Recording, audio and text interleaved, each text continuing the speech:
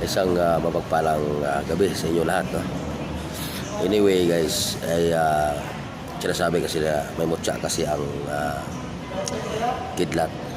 Totally, ang totoong kidlat talaga is hindi mo talaga mahawakan. Yung sa tinamaan ng kidlat, doon sa kahoy, kung saan siya, yun ang maging forma. Ito, tumama sa kahoy. Puti siya. Ito yung namuo na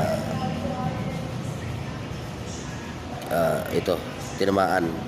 Ito yung dagta ng kahoy na naging buo at naging bato. Ito yung tinatawag na lamutya. Pero ang totoong kidlat talaga ay hindi mo talaga mahawakan. Ito may kunti isang init.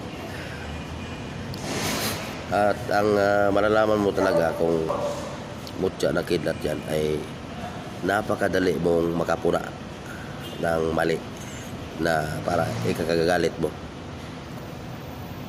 Yun, baliksik ang kumilos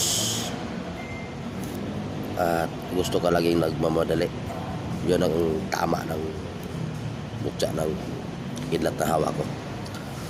So ang paghawak nito, hindi siya totally maganda sa kabuhayan. Ito ay proteksyon lamang. Ito ay magkasama dapat ito sa bao ng nyog na wala ang mata.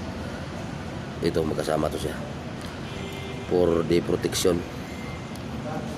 Liksi ng galaw mo, mental alertness. Ayan po. Ito po ang nabuo. Ito ay tinatawag na batong, namuong bato sa tinamaan ng kidlat. Ito yun, sa may kahoy ko ito nakuha. Ayan po, rare ito. Bali totally 2 beses ko na nakuha ito.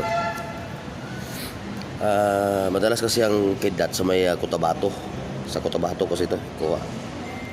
Ang unang kidlat ko nakuha sa Cotabato rin. Ito pangalawa tungkol sa Cotabato kasi umuwi ako ng Mindanao. Marami kasi doon sa Cotabato pag pumarada ang bus, makikita mo yung mga kahoy na nasusunog na di mo lang malaman ang dahilan. Yun, lapitan mo yun at mayroon kang batong makikita na wasak ng tinamaan, sunog. Kaya ito ron, ito yun, dagta na namuo na naging bato. Ayan.